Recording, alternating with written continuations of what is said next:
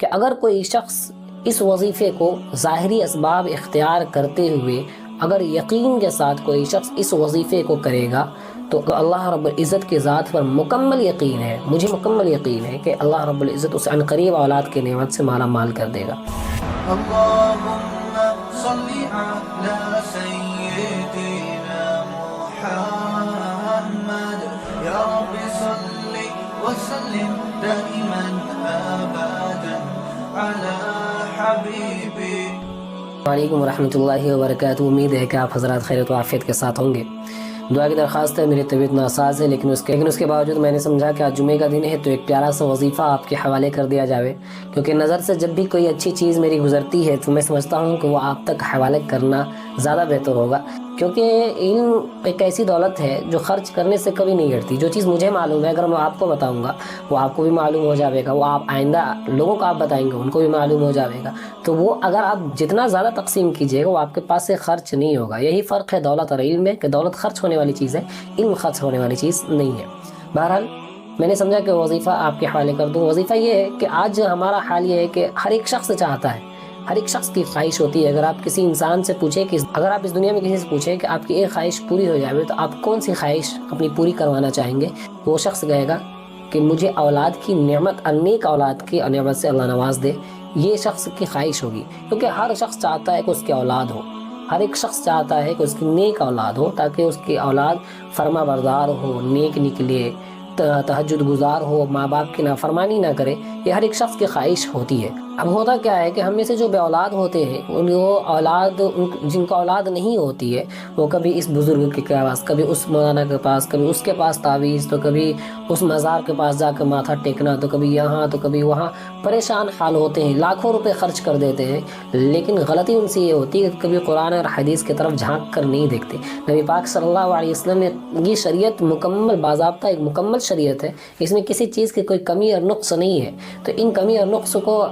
اگر ہم تلاش کریں گے تو نہیں ملنے والا۔ ہمیں تلاش کرنا پڑے گا قرآن اور حدیث میں کہ ہاں اس پرابلم کا کیا سلیوشن ہے، کہ کیا یہ پرابلم ہے تو اس کا سلیوشن بھی موجود ہے، تو ہم قرآن اور حدیث میں اگر کھنگالیں گے تو اس کا سلیوشن آسانی کے ساتھ مل جائے گا۔ بہرحال جو لوگ اولاد کی نعمت سے محروم ہیں ان تک میں یہ وظیفہ پہنچا دینا چاہتا ہوں۔ خاص طور سے آپ سے بھی ادباً یہی گزارش ہے کہ اگر آپ کو اللہ نے اولاد کی نعمت دی ہے تو اور نیک نہیں ہے تو پھر آپ کے لیے بھی ایک دعا میں بتاؤں گا، اس دعا کو بھی آپ خود بھی پڑھیں، اپنے دوست و احباب، عزیز و اقارب، رشتہ دار تک بھی اس ویڈیو کو اور اس دعا کو خوب شیئر کریں تاکہ ان کو بھی نیک اولاد مل جائے، وہ بھی اولاد کی نعمت سے مالا مال ہو جائے۔ اس وظیفے کو بتانے سے پہلے یہ مناسب سمجھتا ہوں کہ کچھ چیزیں ضرور بتا دوں کہ اگر کوئی شخص اس وظیفے کو ظاہری اسباب اختیار کرتے ہوئے اگر یقین کے ساتھ کوئی شخص اس وظیفے کو کرے گا تو اللہ رب العزت کی ذات پر مکمل یقین ہے، مجھے مکمل یقین ہے کہ اللہ رب العزت اسے عنقریب اولاد کی نعمت سے مالا مال کر دے گا۔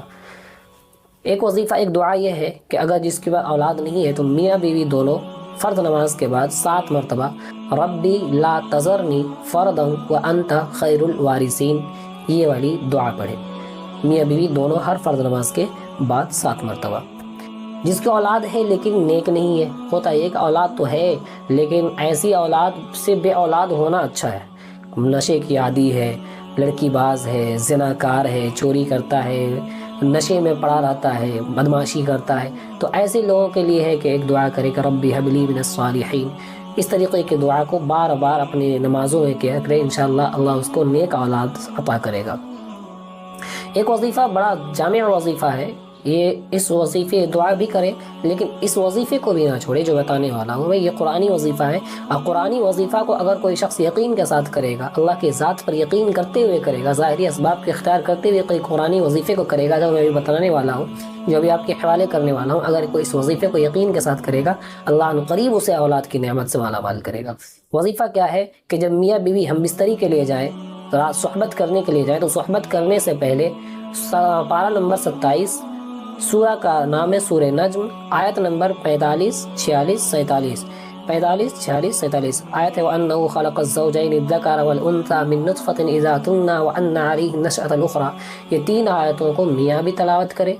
بیوی بھی تلاوت کرے، یعنی میاں بیوی دونوں ان 3 آیتوں کو صحبت کرنے سے پہلے پڑھ لیں۔ پھر اس کے بعد اپنا جو ہے ہم بستری کریں، تو انشاءاللہ اللہ کی ذات سے یقین ہے کہ اگر ان اعمال کو، ان وظیفے کو چند دن کیا جائے، چند دنوں تک کیا جائے، تو اللہ ضرور بھی ضرور جو ہے اولاد کی نعمت عطا کرے گا۔ اور اللہ اولاد کی نعمت کیوں نہ عطا کرے؟ جو اللہ ابراہیم علیہ السلام کو 90 سال کی عمر میں اولاد دینے پر قدرت رکھتا ہے، جو اللہ زکریا علیہ السلام کو بڑھاپے کی عمر میں اولاد دینے پر قدرت رکھتا ہے، جو اللہ عیسیٰ علیہ السلام کو بغیر باپ کے پیدا کرنے پر قدرت رکھتا ہے، وہ اللہ آپ کو بھی ان قرآنی وظیفے کو اور ان قرآنی اعمال کو کرنے کے بدلے وہ بھی اولاد کی نعمت سے مالا مال کرے گا۔ آپ سے ادباً یہی گزارش ہے کہ اس ویڈیو کو خوب اپنے جاننے والوں تک شیئر کریں، اپنے گروپ میں شیئر کریں، جن کی جو اولاد سے محروم ہے ان تک یہ ویڈیو پہنچائیں تاکہ ان کو بھی اولاد کی نعمت مل جاوے۔ اور اسی امید کے ساتھ میں آپ سے اجازت لینا چاہوں گا کہ آپ اس ویڈیو کو خوب شیئر کریں گے۔ انشاءاللہ پھر ملاقات ہوگی اگلی ویڈیو پر، تب تک کے لیے اجازت، دعا کی درخواست۔ السلام علیکم ورحمۃ اللہ، اللہ حافظ۔